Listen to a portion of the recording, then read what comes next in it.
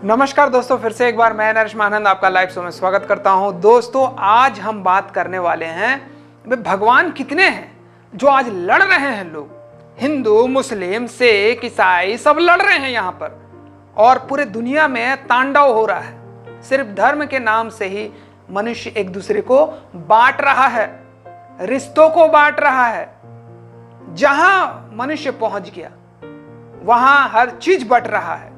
देश देश बट रहा है, राज्य राज्य बट रहा है, शहर शहर बट रहा है, यहां तक के बस्ती मोहल्ला गली भी बट रहा है। ये तेरा मोहल्ला, मेरा मोहल्ला। मनुष्य जो है ना, ये बांटने वाली मशीन हो गई है और फूट फैलाने वाली मशीन हो गई है। सभी को मतलब अभी जो बुद्धि है ना, शैतान जो है सबका बुद्धि भ्रष्ट कर रहा है। तो इसी विषय पर आज हम चर्चा करने वाले हैं, और जो मोटिवेशनल स्पीकर हैं वो भी क्या बोल रहे हैं भगवान के बारे में, उसके विषय में भी आज हम देखेंगे। तो उसी वीडियो में मैं आपको बताऊंगा। तो चलिए शुरू करते हैं। अभी हम कुछ दिनों से ये सब देखते आ रहे हैं। क्या क्या देखते आ रहे हैं? पहला कि मतलब बेवजह मूर्खता रूपी हरकतें। झटका हलाल, झटका करके खाओ, हलाल करके मत खाओ, और इस प्रकार से ये खाओ वो खाओ, ये मत खाओ। इस प्रकार से मुस्लिमों के ऊपर बहुत आतंक, और उनके मस्जिदों के ऊपर अपना गेरुआ रंग का झंडा लगाया जा रहा है हिंदू धर्म का। और उसके बाद उनके ऊपर और क्या बात हो रही है कि उनका जो मस्जिद के ऊपर जो चोंगा पोंगा बोलते हैं, जिसे लाउड स्पीकर बोलते हैं, वो क्या है? वो मतलब जो नमाज पढ़ते हैं, दिन में 5 मरतबा पढ़ते हैं नमाज। तो नमाज जो पढ़ते हैं, नमाज पढ़ते समय क्या होता है कि ना, जितने भी मुस्लिम भाई लोग जहाँ भी रहते हैं, वो एक अच्छे सुंदर गीत जो अच्छे आवाज़ से बोल सके, नमाज पढ़ सके, ऐसे को वहाँ पे रखा जाता है। तो वो पढ़ते हैं, और इस प्रकार से क्या करते हैं, वो हर किसी को बताते हैं। और इस प्रकार से ये अभी से नहीं, जब से लाउड स्पीकर का क्या बोलते हैं आविष्कार हुआ, तब से उन्होंने ये काम शुरू किया है।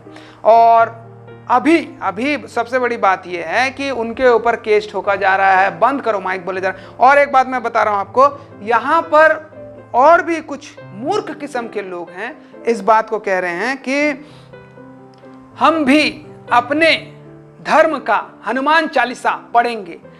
तो इसमें हर्ज क्या है? पहले बुद्धि नहीं आया? उतना दिन से सो रहे थे, पहले बुद्धि नहीं आया कि अपने धर्म के बारे में हम अपने बच्चों को, अपने पत्नी को, अपने पति को, अपने समाज को बताएं? पहले बुद्धि नहीं आया?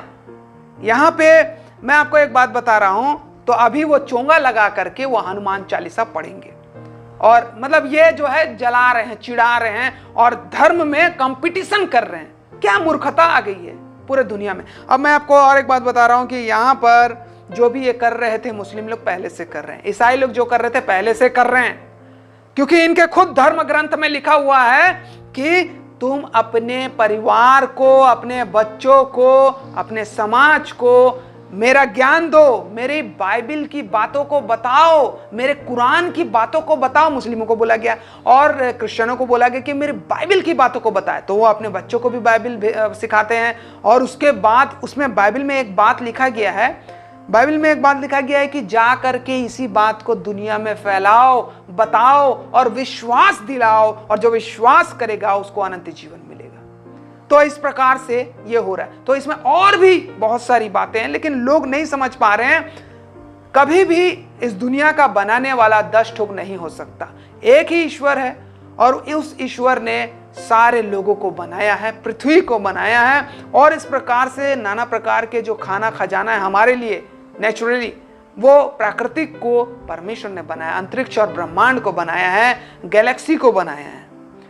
तो ये सारे कायनात का एक ही ईश्वर है, लेकिन लोग, मनुष्य जाति यहां पर अलग अलग भगवान बना रहे हैं। खाने का भगवान अलग, धन का भगवान अलग, और इस प्रकार से ना जाने करोड़ों भगवान है। तो यहां पर उन लोग खुद सेटिस्फाई नहीं हुए हैं कि उनका कौन सा भगवान है, और उनका भगवान क्या सिखाता है।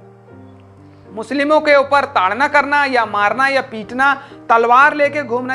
और एक बात, कानून में यहां पर एक बात बताया गया है कि कोई भी गैर मतलब इलीगल तरीके से अपने पास हथियार नहीं रख सकता। और कानून भी देख लो कुछ नहीं कर रहा है, प्रशासन तक कुछ नहीं कर रहा है। लोग कट्टा चला रहे हैं, हनुमान जयंती, रामनवमी और इस प्रकार से ना जाने क्या क्या है? हर किसी के पास लाइसेंस है। कट्टा कहां से लाए, तलवार कहां से लाए? हिंसा कौन भड़का रहा है? हिंसा भड़काने का भी कानून है, उसके एफआईआर दर्ज होते हैं। धर्मों में फूट फैलाने का भी कानून है, उसके भी एफआईआर दर्ज होते हैं, लेकिन नहीं किया जा रहा है। ईश्वर एक है, मनुष्य जाति एक है, हमारा खून एक है, हमारी आदतें, हमारा भोजन अलग अलग हो सकता है, लेकिन हमारे परवरिश और हमारा शरीर का जो बनावट है वो एक है। अब हम तो मां के पेट से ही निकलते हैं, कोई किसी के मुंह से निकलता है क्या? इंसान पेट से ही निकलता है, योनि द्वार से निकलता है अपनी मां के।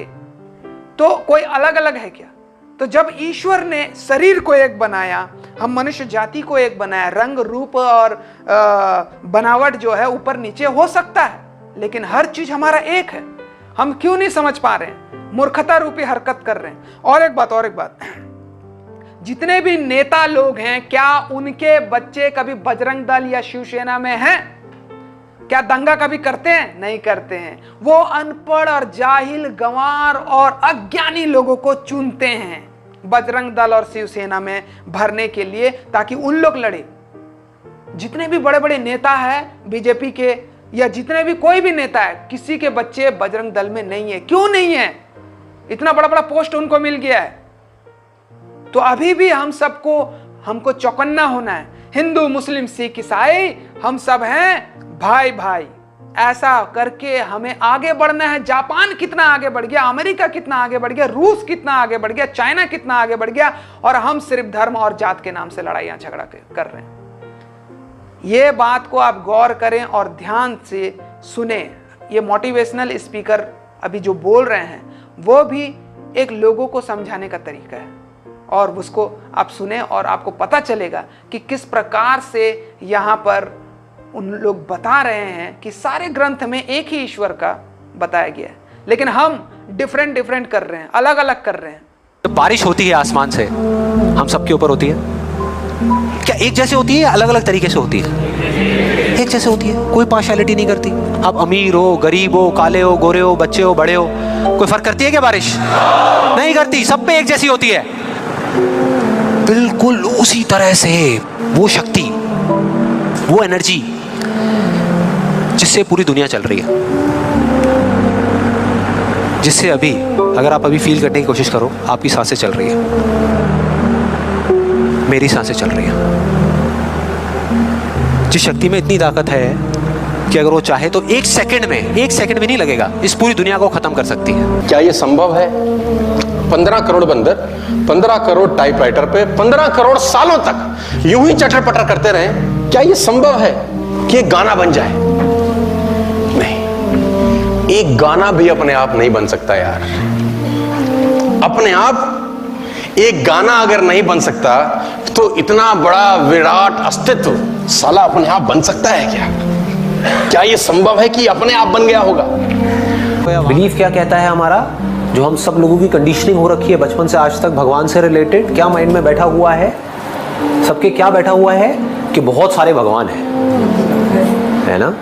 और लोग आपस में कंफ्यूज हुए पड़े हैं कि भाई मैं तो भगवान शिव का भक्त हूँ, तू किसका भक्त है? तू कृष्ण का भक्त है? अरे नहीं, कृष्ण तो इतना अच्छा भगवान नहीं है जितना कि भगवान शिव है। मतलब उसमें भी लोगों की लड़ाई हो रही है आपस में। उनसे पूछो क्यों आप इस भगवान की पूजा करते हो? क्योंकि ये भगवान बेटर है। भगवान को भी मार्क्स दे दिए 10 में से 10 नंबर, 10 में से 9 नंबर, 10 में से 8 नंबर, और सबको 10 में से 10 वाला भगवान चाहिए। बट ये बच्चों जैसी सोच है। अगर आप किसी भी स्क्रिप्चर को स्टडी करोगे जो रियल स्क्रिप्चर है, रियल स्क्रिप्चर किसी भी रिलीजन का, उसको स्टडी करोगे, उसमें बिल्कुल क्लियर तरीके से आपको बताया जाएगा कि हर फॉर्म में एक ही भगवान है। भगवान दो नहीं हो सकते, नहीं तो उन दो की आपस में लड़ाई हो जाएगी, होनी है, कॉन्फ्लिक्ट क्रिएट हो जाएगा। सोच के देखो, दो बड़ी बड़ी पावर्स अगर आपस में टकरा जाए, दो भगवानों की आपस में लड़ाई हो जाए, तो हम लोग कहाँ जाएंगे? ये दुनिया कहाँ जाएगी? ठीक है ना? तो भगवान एक ही है। Chapter 3, verse number 64. Ta'alaw ila kalmatin sawa'in bainana wa bainakum. Come to common terms as between us and you. Which is the first term? Allah na'budu illallah. That you worship none but one Allah subhanahu wa ta'ala. When we ask any Hindu, any common Hindu, how many gods do you believe in? Some will say 3, some will say 100, some will say 1,000, while others will say 33 crores, 330 million. But when we ask this question to a learned Hindu who is well versed with his religious scriptures, he will say that a Hindu should believe and worship only one God. But the common Hindu, he believes in the philosophy of pantheism. Pantheism means the common Hindu believes that everything is God. The tree is God, the sun is God, the moon is God, the human being is God, the snake is God. What we Muslims believe, that everything is God's, G-O-D with an apostrophe S. Everything belongs to God. The sun belongs to God, the moon belongs to God, the tree belongs to God, the human being belongs to God, the snake belongs to God. So the major difference between the Muslims and the Hindus is, the common Hindu believes that everything is God. What we Muslims believe is everything is God's, G-O-D with an apostrophe S. So major difference is the apostrophe S. If we can solve this difference of apostrophe S, the Hindus and the Muslims will be united. How do you do it? Ta'alaw ila kalmatin sawa'in bainana wa bainakum. Come to common terms as between us and you. When we read the religious scriptures of the Hindus, it's mentioned in the Chandogya Upanishad, chapter number 6, section number 2, verse number 1. Ekam evidityam. God is only one without a second. It's mentioned in the Shweta Upanishad, chapter number 6, verse number 9. Nachasti kasij, janitana chadipa. Of him, there are no lords. He has got no parents. Almighty God has got no superior. He has got no mother. He has got no father. It's mentioned in the Shweta Upanishad, chapter number 4, verse number 19. Na tasya pratima asti. Of that God, there is no pratima. Pratima is a Sanskrit word which means Almighty God has got no images. He has got no photograph. He has got no sculpture. He has got no painting. Almighty God is without any pratima. And the most common book read by the Hindus is Bhagavad Gita. It's mentioned in Bhagavad Gita, chapter number 7, verse number 20. All those whose intelligence has been stolen by material desires, they worship demigods. That means those are materialistic people, they worship demigods. In some of the commentaries, it says idol worship. And amongst all the Hindu scriptures, the most sacred, the most authentic are the Vedas. There are 4 Vedas: Rig Ved, Yajurved, Samved and Atharva Ved. It's mentioned in Yajurved, chapter number 32, verse number 3. Na tasya pratima asti. Of that God, there is no pratima. Pratima, as I mentioned earlier, means Almighty God has got no images. He has got no sculpture. He has got no photograph. He has got no painting. All these do not belong to Almighty God. And it's mentioned in Yajurved, chapter number 40, verse number 8. Almighty God is imageless and pure. It's mentioned in Yajurved, chapter number 40, verse number 9. Andhatma pavishanti ya asambhuti upaste. Andhatma, Sanskrit word meaning darkness. Pravishanti means entering. It means they are entering darkness, those who worship the Asambhuti. Asambhuti means the natural things like fire, water, air. And the verse continues, they are entering more in darkness, those that worship the Sambhuti. Here, Sambhuti means the created things like table, chair, idol, etc. So the verse says, those who worship the natural things like fire, water, air, they are entering darkness. They are entering more in darkness, those who worship the created things. And amongst the Vedas, the other Veda is Atharva Ved. It's mentioned Atharva Ved, book number 20, hymn number 58, verse number 3. Dev Maha Asli, verily great is Almighty God. And amongst all the Vedas, the most authentic, most sacred is the Rig Ved. It's mentioned in Rig Ved, book number 1, hymn number 164, verse number 46. Ekam Satya Vipra Bahuda Vedante. truth is one, God is one, but sages call him by a variety of names. That means there are various attributes given to Almighty God. And in Rig Veda alone, in book number 2, hymn number 1, there are no less than 33 attributes given to Almighty God. It's further mentioned in Rig Veda, book number 8, hymn number 1, verse number 1, Mach Dinadi Sansad. Worship him alone, the one true God. It's mentioned in Rig Veda, book number 6, hymn number 46, verse number 16. Ya ek it mushtihi. There's only one God, praise him alone. And the Brahma Sutra of Hindu Vedanta is Ekam Braham Devta Naste, Nena Naste Kinchan. Bhagwan ek hi hai, dusra nahi hai. Nahi hai, zara bhi nahi hai. There is only one God, not a second one. Not at all, not at all, not in the least bit. So in this way, by doing comparative study, coming to common terms, we can convince a Hindu from his scriptures that they should only believe in one God. That's Tawheed, and get him closer to Allah subhanahu wa ta'ala. And for more details, I've given a talk on similarities between Islam and Hinduism. And I've proved the various similarities about various aspects. And that way you can, based on the verse of the Quran, Ta'alaw ila kalmatin sawa'im baynana wa baynakum. Come to common terms as between us and you. I just spoke about the major term, the most important, that is Tawheed. पता नहीं हम में प्रेम नहीं, ये शैतान है, सर्वनाश की ओर जा रहा है भारत। तो शैतान के बातों से मुखर करके, शैतान के बातों से हट करके ईश्वरीय बातों को, सभी ईश्वर सिखाते हैं भलाई करो, सभी ईश्वर सिखाते हैं एक दूसरे का मदद करो, सभी ईश्वर सिखाते हैं कि एक दूसरे से प्रेम रखो। यही सबसे बड़ा ईश्वरीय आज्ञा है इस दुनिया का।